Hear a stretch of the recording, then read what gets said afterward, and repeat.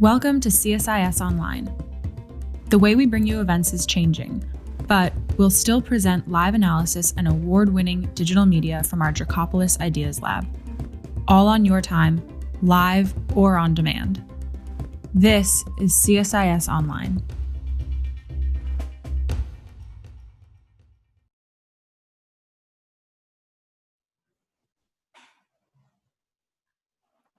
Well, good morning, everyone, and welcome. My name is Jude Blanchette, and I'm the Freeman Chair in China Studies here at CSIS. I want to thank everyone for joining us for the next half hour. Yesterday, as I was preparing for today, I was looking at some Communist Party websites, and I noticed there were several commemorations of the so-called Qi Shibian, which is known in English as the Marco Polo Bridge incident, which was a skirmish on the outskirts of Beijing in July 1937. That was a key touchstone for China and its collective memory of World War II. And it struck me one of the commentaries yesterday said, July 7th, 1937. This is a day that the Chinese people will never forget. On this day, Japanese militarists launched a comprehensive war of aggression against China. In response, the Chinese people rose up to carry out a nationwide anti-Japanese war. This memory has never faded, and its history still echoes. The crisp gunshots of the Marco Polo Bridge 83 years ago are fixed in the nation's eternal collective memory. As we're going to discuss today, though, the reality of World War II in China was much more complicated and contested than the current CCP historiography admits. And the party, however, is correct that legacies of that war still live on today, which is what I'll be discussing with our guest, Kelly Hammond, who's assistant professor of East Asian history in the Department of History at the University of Arkansas. She is the author of a new book, which will be coming out in November, called China's Muslims and Japan's Empire, Centering Islam in World War II, which is published by the University of North Carolina Press and is available today for pre-order on Amazon or on the UNC Press website. I should note that the LA Review of Books has just listed this as one of the, quote, new China history books not to miss. And for anyone who's looking to understand the complicated legacy of World War II, this is definitely a must read. Kelly is also a very prominent expert on Islam in China, which means she's part of a small group of scholars who are doing extraordinarily important work illuminating, exploring, and unpacking for us the ongoing campaign of terror and repression against Muslims in China, which is a topic that we'll be turning to towards the end of our 30-minute discussion. So Kelly, congratulations on the book, and thank you very much for joining us. Thank you. Yeah, thanks for having me, Jude. It's a great pleasure to be here with my fellow National Committee PIP Cohort 6. Right, so. a title I forgot to mention, but undoubtedly one we're most proud of. So we got a lot to get into today, and I wanted to actually start before we get into the specifics of the argument you're making in the book. I wanted to know how you first came to this topic, this nexus of Chinese Muslims, Japan, and World War II. Yeah, it's sort of like part of my origin story, I feel like. And it's sort of, I've had a very organic development in my interest in Islam in China, which actually started the first time I was living in Shanghai in around 2002, 2003. I ended up living in this Muslim enclave, and I was sort of curious and sort of started looking into how these people got to be there. And, you know, I was eating in these little Muslim noodle restaurants every day, and I was just sort of intrigued and curious about this. And I ended up doing a master's degree at Simon Fraser in British Columbia. And the focus of my master's thesis was a bit different, but during that time, I sort of kept on developing this interest in Islam in China. And so while I was doing that, one of my early mentors, a woman named Diana Larry, who most people will be familiar with, suggested that if I really wanted to pursue this interest in Islam in China, I should move out to a part of China where there were mostly Muslims. So I finished my MA and I moved out to Xinjiang for a year. I lived in Urumqi between 2007 and 2008. And then I started my PhD at Georgetown. And the Japanese angle was sort of partly a necessity because, you know, I had been studying Uyghur. I had also been studying Chinese but then part of our program in East Asian history at Georgetown was that we needed to study another foreign language. And so I chose Japanese. And at that point, Jonathan Lippmann, sort of this, who is sort of like the grandfather of Islamic studies in China, sent me a bunch of articles that he found in his basement that sort of germinated some of the seeds that would eventually become this project. So, you know, I've been working and living with this idea and this project since around 2009. And it's finally, you know, I'm finally ready to send it off and have its own life. But yeah, it's sort of been a long organic process where my interests and the way that I frame, the way that I think about China have sort of overlapped in ways that I found productive for myself. Before we really dive into the core thesis, there's a lot of background or context that I think will be important for readers to bring to this. And one of them is, and I wanted to know if you could spend a few minutes doing this, which is unpacking when we say Muslims in China or Chinese Islam, this is not a homogeneous idea, or this is not a homogeneous population. Can you talk about, again, relatively briefly, can you talk about some of the various populations of Muslims who have settled in China? Of course, now because of the news, there's a lot of focus on Uyghurs, but you also have Tajiks, or what you focus on in the book, which is Sino-Muslims. So could you give a little bit of context for us as we move forward? Sure. So there are, since the establishment of the People's Republic of China, there have been the sort of ethnic categorization of 11 different groups that are categorized as Muslims. And the group that I focus on in my book are the Hui Muslims, who have come to be known as Sino-Muslims because they've sort of, over a long period of time, they've integrated themselves into the sort of, pretty much you can find Sino-Muslims in any large city in China. And there's obviously different places where they're more predominantly placed, but in Beijing and Shanghai and in Kunming and other places like that, there will be communities of these Sino-Muslims. And the majority of them speak Chinese as their first language, unlike the Uyghurs or the Tajiks, the Kazakhs, or the Uzbeks, who inhabit the sort of peripheries of China's, what we would call China's borderlands, who essentially came to be incorporated into the imperial fold in the late 18th and early 19th century. So, you know, there are different groups. They do have different interests. They do practice different types of Islam. It is a very heterogeneous group. And I think that that's sort of one of the things that I'm trying to highlight with my work, is that we can't just talk about Muslims in China. We sort of need to disambiguate some of these categories and present them as different groups of people who have different interests across a wide variety of socioeconomic spaces.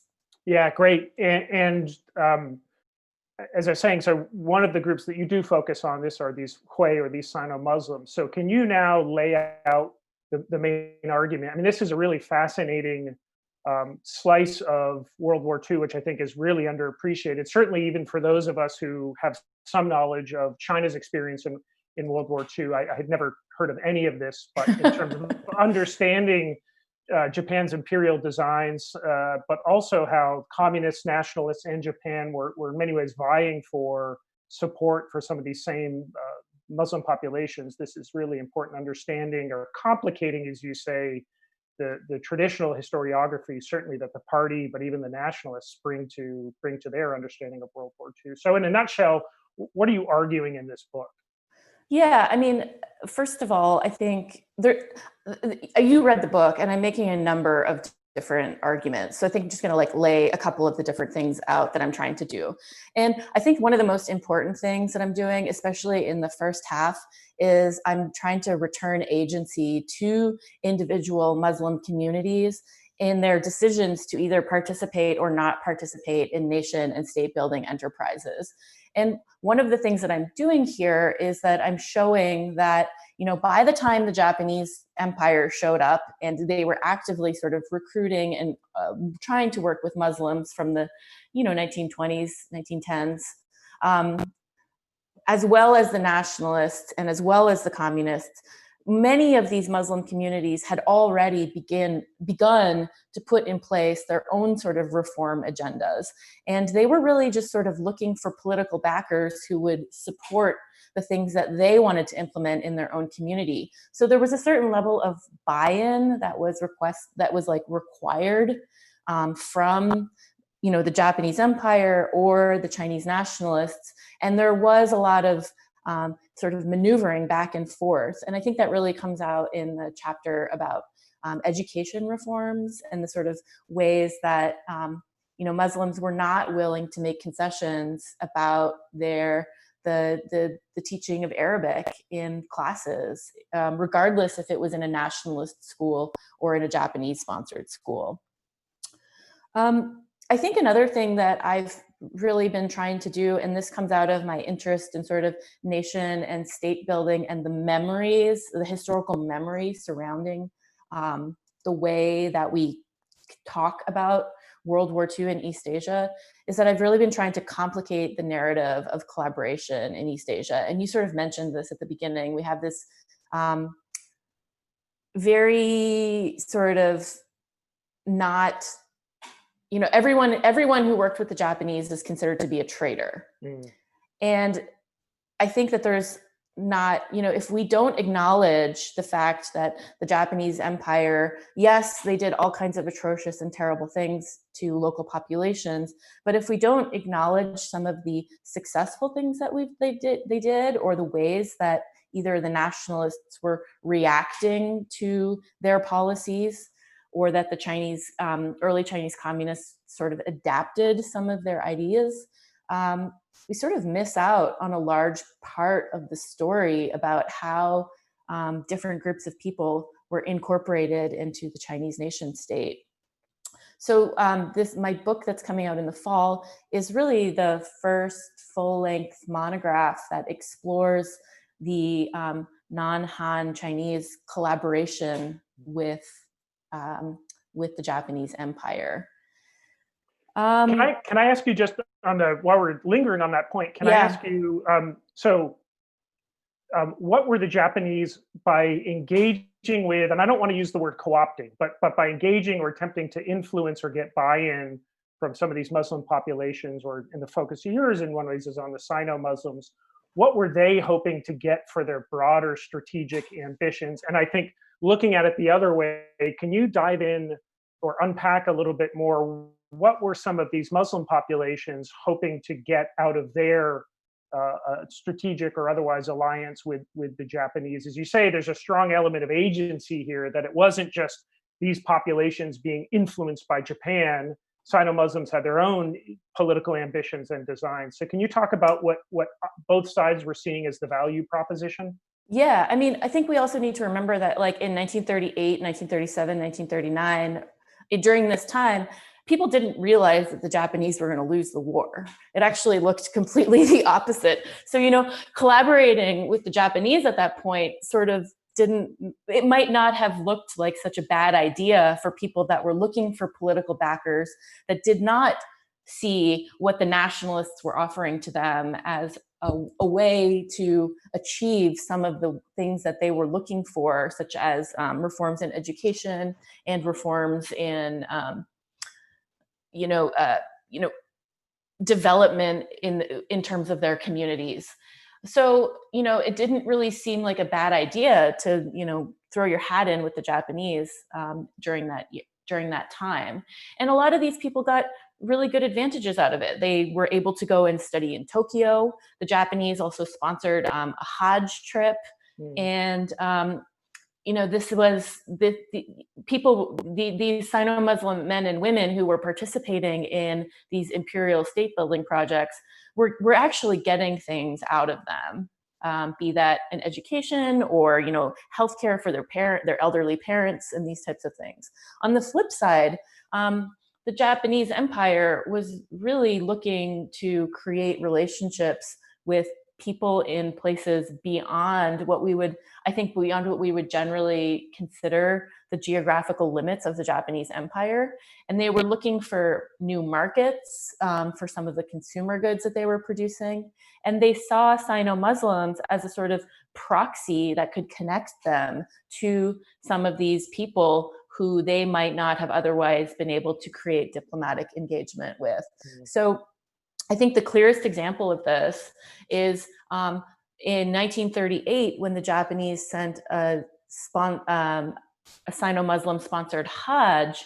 The outcome of that was that the Japanese government actually sent a diplomatic mission after this Hajj trip in order to try to secure an oil concession in Saudi Arabia. And that ultimately failed because of British and British and American intervention. But there was a sort of trade-off that both groups were benefiting from this relationship in quite tangible ways.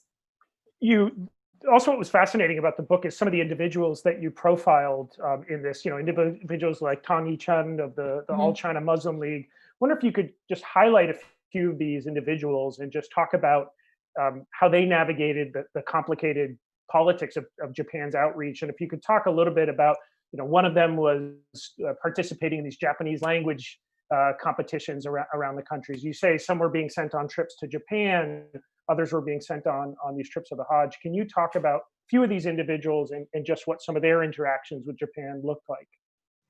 Yeah, I think the most important and sort of emblematic character in the book is this guy Tang who comes from Beijing.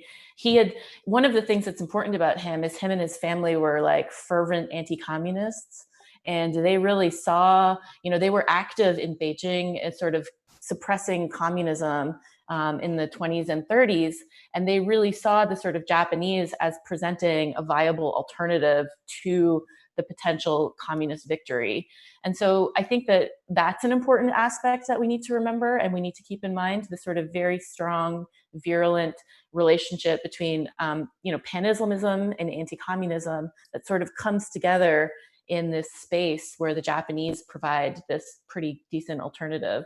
And Tang, he went to Japan to attend the opening of the Tokyo Mosque in 1938. And during that time, he was asked to recruit a number of other men to go on this Japanese-sponsored Hajj. And as a response to a lot of criticism that he got from nationalist-supported Sino-Muslims, many of whom were studying in Egypt at the time, and positioned throughout Southeast Asia. He actually wrote this pretty incredible memoir or sort of Hajj diary where he's conflicted about his positionality, but we also have to remember he's writing this after the fact, and he's sort of reflecting back on his experience, trying to make it seem that the Japanese did support them in some ways, but not in others.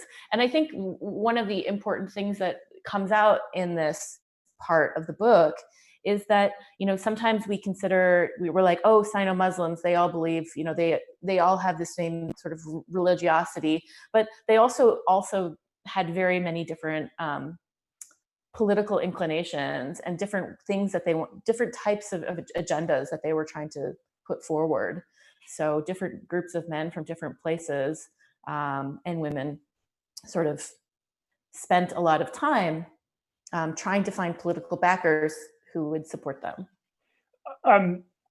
There were two other major players in China at this time. Obviously, you have the nationalists who were hunkered down in Chongqing, and then you had the Communist Party, which again, and to your point about it wasn't clear that the Japanese were going to lose. It also wasn't clear that the Communist Party was going to win. Right. Unification in 1949. Can you talk a bit about what outreach effort? Well, first, how were the nationalists and the communists viewing these same Muslim populations? Right. And what if any outreach efforts were they making as the Japanese were scrambling to build support? Yeah, so I would like to add, I think there was also another player with regards to Muslim populations, and that was the Soviet Union, especially out in Xinjiang. And they were definitely working very hard to undermine any sort of nationalist or communist efforts and to incorporate different groups of Muslim populations. So I think that that's an important consideration. I feel like one of the things that comes out in the book is, so number one, the nationalists, they're retreating to Chongqing. They have a lot of things going on, and they're sort of responding to what they consider, and they're writing about as Japanese successes, sort of bringing Muslims into the Japanese fold. They're kind of responding in quite a haphazard way, and they're developing their ethno-nationalist policy really as the war goes on, because in Nanjing, where they had been headquartered for the 10 years before that, these minority peoples that they're going to come encounter with are sort of a theoretical other, and it's not really until they are forced out to Chongqing, where they're living on a daily basis with different groups of minority populations, that they're forced to sort of confront some of these issues. As for the communists, they sort of make a number of concessions to a number of large Muslim groups that live out in Gansu and in Ningxia during this era, and they sort of are developing a way to handle Muslim populations or other minority groups that will become part of the Chinese nation state. But I think both of the nationalists and the communists at this time are really mostly concerned about defeating the Japanese, and some of these ideas are sort of in the periphery and not really in their how they're managing their everyday interactions with local populations. Just looking at the clock, we've got about 8 minutes left, and I did want to save the remaining minutes for a topic that's of an extraordinary salience for us today, and which is the treatment of Muslims in China. Most notably, as we mentioned at the top, is this campaign of repression, which is ongoing in Xinjiang. Right. You write in the book that Japanese empire had a profound impact on the formation of religious and minority identities on the Chinese mainland in the 20th century.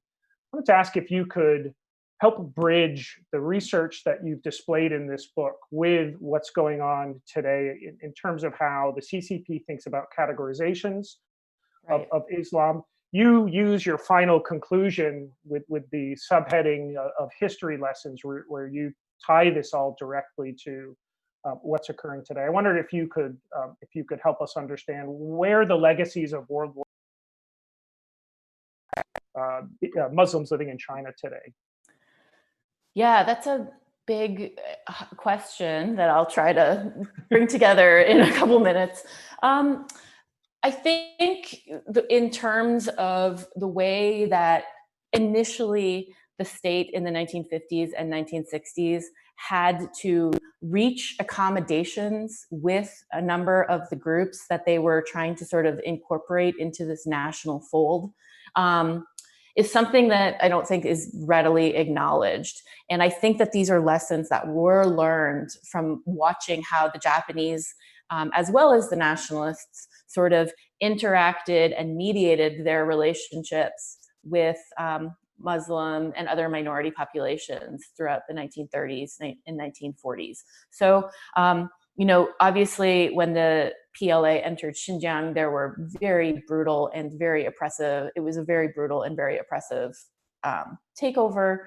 A lot of the nationalist-supported Muslims fled. Upwards of 20,000 of them made their way to Taiwan, where they continued to advocate to to sort of liberate Muslims in China. But I do think that the sort of early years of thinking about the way they should integrate and adapt minority peoples into the PRC did begin to resonate.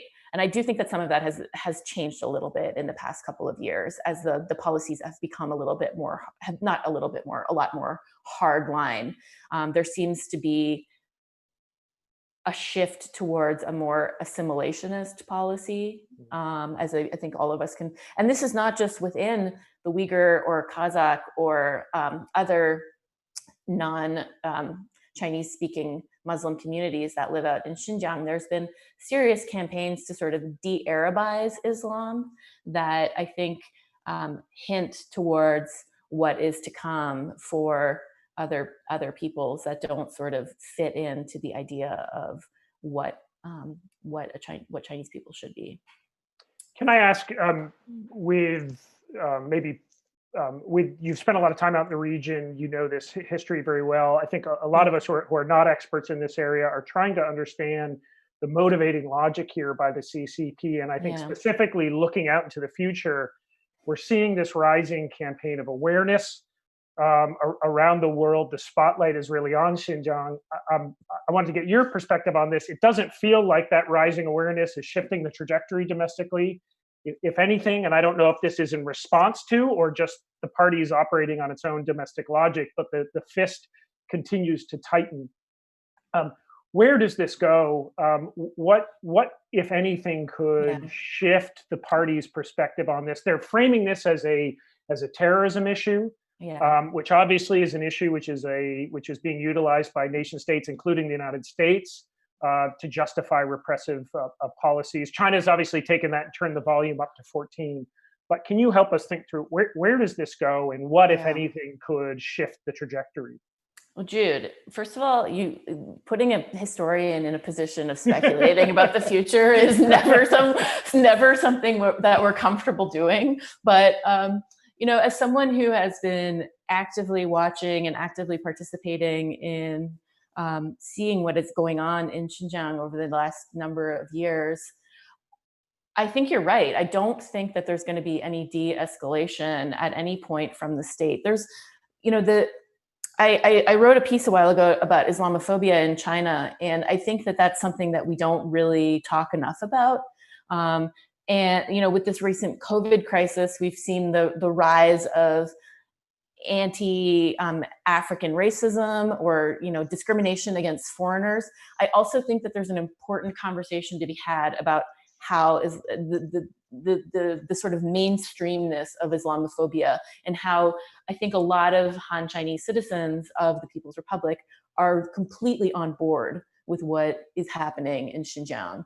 And so I think that the narrative within the country would need to shift dramatically before anything would take place, or the international community needs to sort of really act in a way that's not just sort of slapping China on the wrist every couple of weeks. So I don't want to speculate about what's going to happen, but I don't see things changing anytime soon. And I think that, go ahead. I was going to ask if China's foreign policy with Muslim nations, does that show that China's been successful essentially in blunting some of the criticisms through paycheck diplomacy? It seems like that's definitely, I think, the case, especially with places like Pakistan and Indonesia and Malaysia, who are really depending very heavily on Chinese investment. They're kind of between a rock and a hard place, and I wouldn't want to be in their situation. But they're not able to speak out, I don't think, against what's going on, nor do they have the desire to do that. A depressing note to end on, but Kelly, I want to thank you very much for joining us. I want to again recommend that everyone pre-order China's Muslims in Japan's Empire, Centering Islam in World War II. Again, this is published in November by University of North Carolina Press, but available for pre-order on Amazon, and you can go to the UNC Press website. This was a book that the LA Review of Books just said was one of its, quote, new China history books, not to be missed. Also, I pay attention to Kelly, her writing, her advocacy. She's an extraordinarily important voice for those of us who are trying to understand and make sense out of what's occurring in China. So Kelly, thank you for that work. And thanks again for joining us. Yeah, thanks so much for having me. I really appreciate it. And I guess maybe I'll see you in November in Washington, D.C. if everything goes well. Maybe. Until then, I'm stuck in Arkansas. So thanks so much for having me. Thank you. Thank you, everyone, for joining.